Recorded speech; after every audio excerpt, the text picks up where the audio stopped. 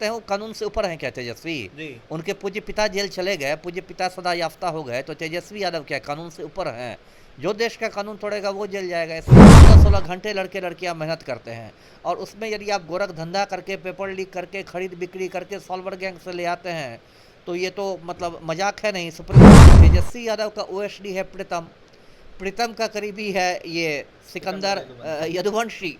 तो अभी डायरेक्ट तो तेजस्वी यादव से शायद पूछताछ नहीं करेगी ईओयू, लेकिन प्रीतम से पूछताछ की बहुत ज़्यादा संभावना है, और होनी भी चाहिए, क्यों नहीं होगी, है ना। कोई भी व्यक्ति रहो, प्रीतम हो, तेजस्वी हो, कोई भी देश के कानून से ऊपर नहीं है। भ्रष्टाचार है, सभी विभागों में है भ्रष्टाचार, तो नगर विकास में भी है। ऐसा नहीं कि नगर विकास में सत्य हरिश्चंद्र के परदादा लोग बैठे हुए हैं, तो वहाँ भी जो होता है नक्शा पास करने में भी बहुत लेन देन होता है, बहुत लोगों की मुट्ठी गर्म की जाती है, बहुत लोगों को घूस दिया जाता है। नीट पेपर लीक कांड को लेकर देखिए इस वक्त की बिहार से बड़ी खबर सामने निकल के आ रही है, जहां मास्टरमाइंड सिकंदर यदुवंशी का सामने नाम निकल के आया, जहां बताया जा रहा है कि सिकंदर यदुवंशी जो है तेजस्वी यादव के काफी करीबी रिश्तेदार हैं।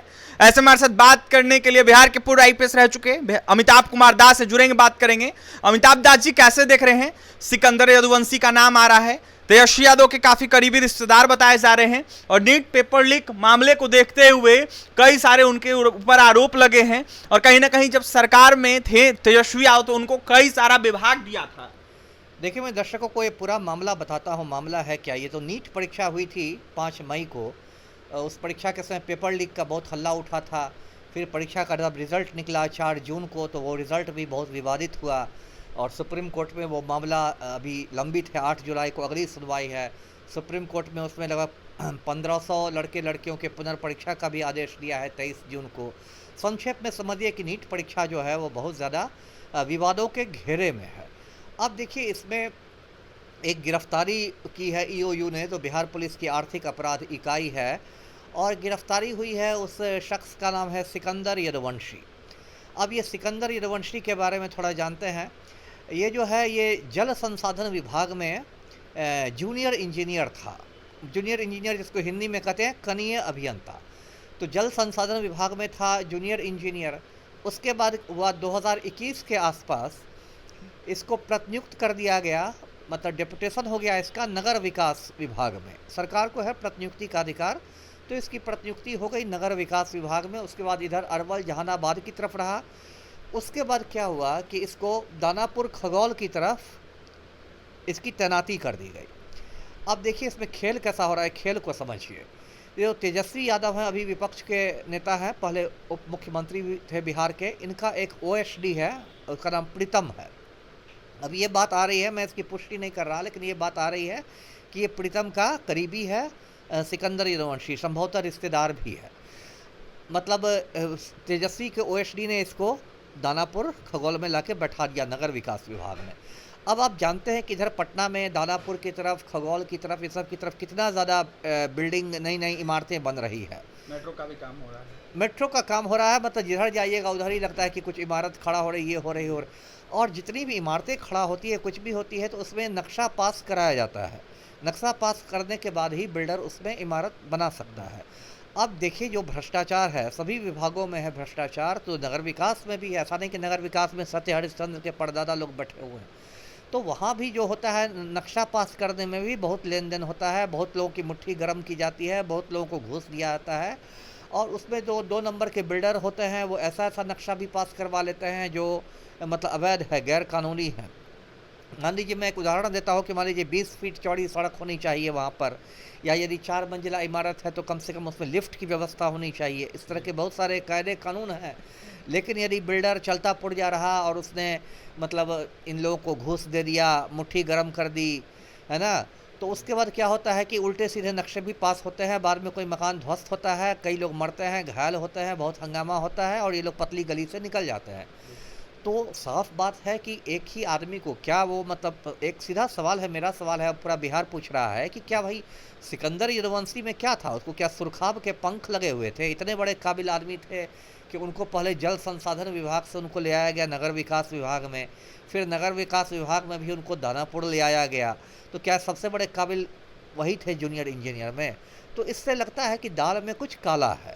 और अब तो सिकंदर यदुवंशी की गिरफ्तारी हो गई है और उसको निलंबित भी कर दिया गया विभाग में। अब इसमें देखिए बहुत सारी चीज़ें सामने आ रही है। अब जो NHAI का गेस्ट हाउस है, national highway authority of India, जो राष्ट्रीय उच्च पथ वाला जो गेस्ट हाउस होता है, अतिथि गृह जो होता है, उसमें एक अनुराग यादव नाम का एक लड़का ठहरा था, है ना, इसी नीट परीक्षा के समय। और ऐसा मनाता है कि वो इसी मतलब गोरख धंधे से जुड़ा हुआ था, चाहे तो उसने पेपर लीक करवाया था या सॉल्वर गैंग का था, मतलब इसी गोरख धंधे से जुड़ा था। और NHAI का जो रजिस्टर होता है जिसमें लिखा जाता है कि कौन आया कौन गया, वो जो उसमें उसका नाम है अनुराग यादव और ब्रैकेट में लिखा हुआ है मंत्री जी। मतलब उससे ये लगता है कि किसी मंत्री जी ने उसके नाम पर कमरा रिजर्व करवाया होगा। अब मंत्री जी का नाम तो नहीं लिखा हुआ है, तो इसमें बहुत सारे सवाल हो रहे हैं। तेजस्वी यादव पर भी गाज गिरने की बातें हो रही, कितनी सच्चाई है, क्या गिर सकती है? अब देखिए तार कैसे कैसे जोड़ रहा है। तार मैंने बताया ना, तेजस्वी यादव का OSD है प्रीतम, प्रीतम का करीबी है ये सिकंदर यदुवंशी। तो अभी डायरेक्ट तो तेजस्वी यादव से शायद पूछताछ नहीं करेगी EOU, लेकिन प्रीतम से पूछताछ की बहुत ज़्यादा संभावना है और होनी भी चाहिए, क्यों नहीं होगी, है ना। कोई भी व्यक्ति रहो, प्रीतम हो, तेजस्वी हो, कोई भी देश के कानून से ऊपर नहीं है। और यदि आपने देखिए नीट की परीक्षा में 24 लाख लड़के लड़कियां बैठे थे और इसमें इतना एडमिशन होता है, 550 सरकारी और निजी मेडिकल कॉलेजों में एडमिशन होता है, 16-16 घंटे लड़के लड़कियां मेहनत करते हैं।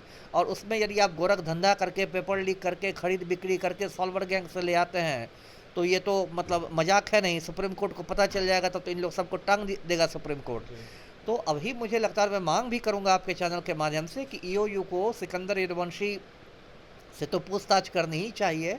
और यदि उसकी पूछताछ से संतुष्ट नहीं हो तो EOU को जो प्रीतम है, तेजस्वी का OSD है, उसको भी पूछताछ के लिए बुलाना चाहिए और इसमें किसी को बख्शा नहीं जाना चाहिए। जी, यानी कि तेजस्वी यादव का नाम अगर आता है तो तेजस्वी यादव को भी सजा हो सकती है, मुकदमा हो सकता है, जेल जा सकते हैं। क्यों नहीं जेल जा सकते हैं? वो कानून से ऊपर हैं क्या तेजस्वी? जी। उनके पूज्य पिता जेल चले गए, पूज्य पिता सदा याफ्ता हो गए, तो तेजस्वी यादव क्या कानून से ऊपर हैं? जो देश का कानून तोड़ेगा वो जेल जाएगा, ऐसा ये क्या है? देखिए, जो देश का कानून तोड़ेगा वो जेल जाएगा, ऐसे में पिता से वो ऊपर थोड़ी है, पिता तो जेल चल ही गए। अगर तेजस्वी यादव का नाम आता है तो वो भी जेल जा सकते हैं। ऐसे में प्रीतम जिस तरीके से तेजस्वी यादव का OSD है, इसको देखते हुए उससे EOU पूछताछ करेगी, उसके बाद सब कुछ स्पष्ट हो पाएगा। या फिर देखना ये होगा कि तेजस्वी यादव का नाम आता है कि नहीं। लेकिन तेजस्वी यादव का नाम लगातार सामने निकल के आ रहा है, क्योंकि काफी करीबी माने जाते हैं तेजस्वी यादव के प्रीतम। और ऐसे में रिश्तेदार जो है कहीं ना कहीं, जो यदुवंशी है, जो पकड़ा गया है, वो कहीं ना कहीं कहला रहा है। अब देखने वाली बात है क्या कुछ होता है। और तमाम खबरों के लिए बने रहे हमारे साथ। बहुत बहुत धन्यवाद।